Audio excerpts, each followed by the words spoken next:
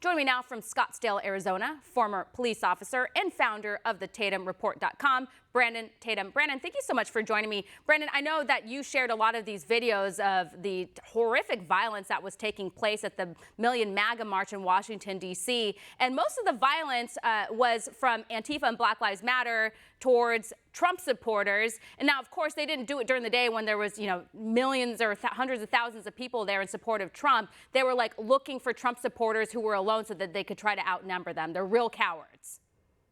You're 100% correct. First of all, I want to give a shout out to Drew Hernandez. He's our street reporter. He's the one that got the footage of all of this great stuff that we've seen to reveal the truth that the media never show us. But you are 100% factual, because I was there. I was marching with the people. No problems early in the day. There was hundreds of thousands of Trump supporters, everybody having a good time. There were black, white, everybody of all races. There was gays for Trump. There was Latinos for Trump, blacks for Trump. I mean, America was there. There was no Antifa. There was none of that. And what happened was, after the rallies were over, after people were marching, there was a bunch of Trump supporters still saturating the city, eating at restaurants, walking down the street, looking at monuments. And what happens? Antifa, we saw them. They had a police escort. They all dressed in black. They had this militia gear on, and they were going out looking for trouble. And when they caught Trump supporters on side streets and different things like that, they assaulted them.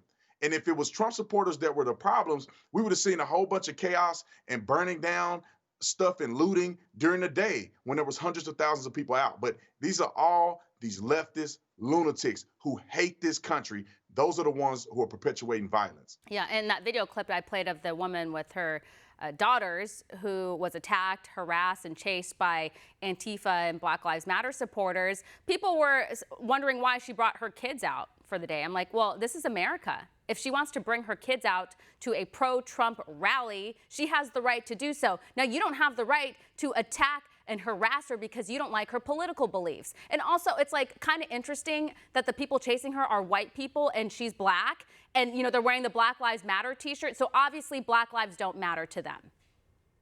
100%. Look, I brought my wife. My wife is pregnant. So I feel safe bringing my wife out. There were kids out there. There were toddlers out there. There was no problems when there were Trump supporters.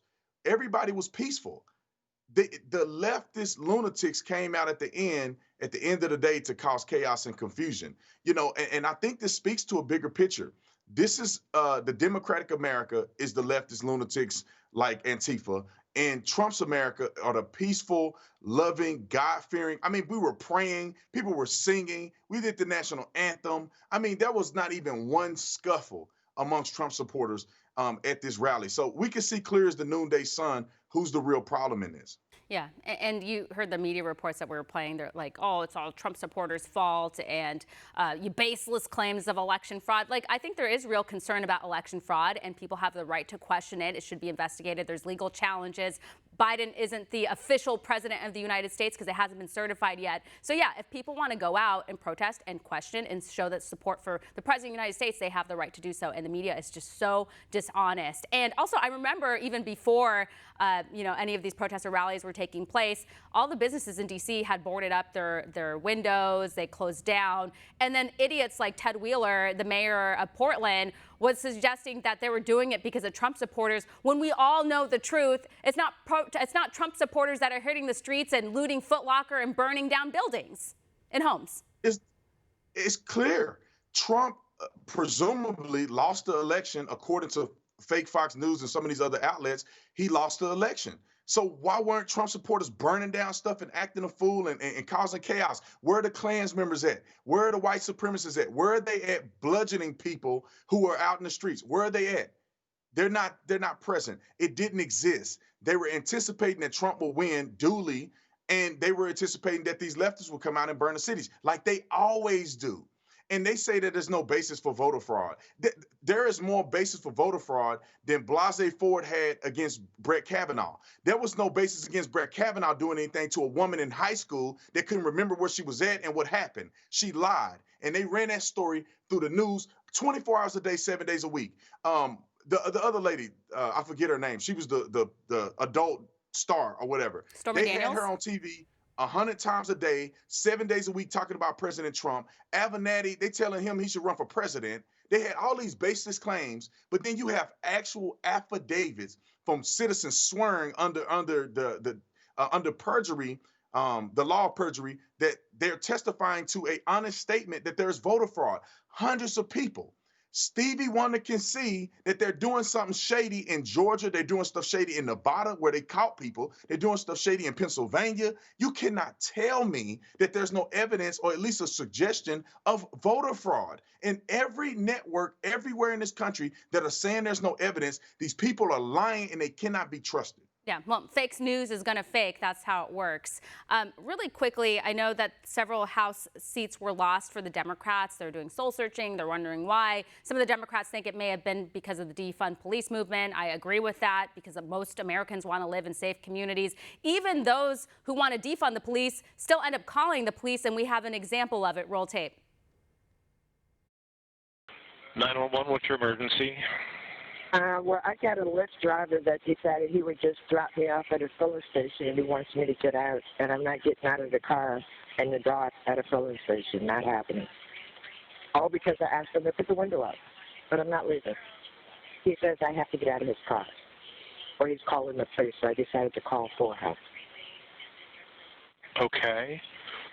I mean, technically it's his property and you have a civil agreement. There's no crimes involved.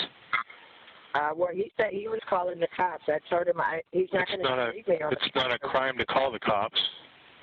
Well, I mean, I could have the officer. What was that? I said I am not going to allow him to leave me on the side of the road. I paid for a ride, and Okay. He canceled it. He says he canceled it. So I'm just going to sit here until he sends me another ride. I can't send you a ride. You have to. Only you can order another ride. This is so absurd. You could just order another ride. Now, that is the Portland City Commissioner. Her name is Joanne Hardesty. I think that's how you pronounce her last name. Now, she advocated for an $18 million cut to the police department, and then she's just making like frivolous, unnecessary calls to 911 because the Uber driver had the window down, which is part of their like COVID-19 rules. I think it like helps stop the spread of COVID-19 by having the window rolled down. So she was upset. But he has the right to drop her off if he wants to. Yeah, it's like an inconvenience, and I would be annoyed if I got dropped off somewhere that I didn't want to be dropped off, but that guy has the right to do it. Now, she's calling 911, but wait a minute. I thought it was police officers are racist and black people are afraid to call police because police are out to get them. And then part of her excuse here, she says that she called police because she was afraid of white supremacists because the white supremacists are out in the streets of Portland. And it's just so ridiculous. This type of stuff makes me so mad. Riddle me this. How are you calling the police, and why are you afraid of the community that you're supposed to be involved in? You're not worried about white supremacists. You know them thugs out there will rob and kill you because there's no police on the streets. So you don't want to get let out. But then you need those same police to come and help you while you're calling the police on something stupid. It is against the law for you to be in somebody's vehicle and they ask you to leave, give you a reasonable request to get out of their vehicle, and you refuse. When you refuse, that becomes a crime. And I don't understand how these leftists, they don't know the law, they hate the police, and they're scared of their own community that they have built for themselves. This is just like you. It makes me so mad and angry. You can see steam popping off the top of my head at the arrogance of these leftists. They're completely deranged. Police should never respond to any of these people who've advocated to defund them. They should never respond to them. Yeah, and you think she's like plugging up the 911 line with her stupid call about nothing. And again, she hasn't even apologized for this. She's so shameless. So if she doesn't like the rules, then don't use Lyft or Uber or whatever. It's just so ridiculous. And also, like, maybe don't try to defund police. Anyways, Brandon, we're totally out of time. Thank you. God bless you. See you later.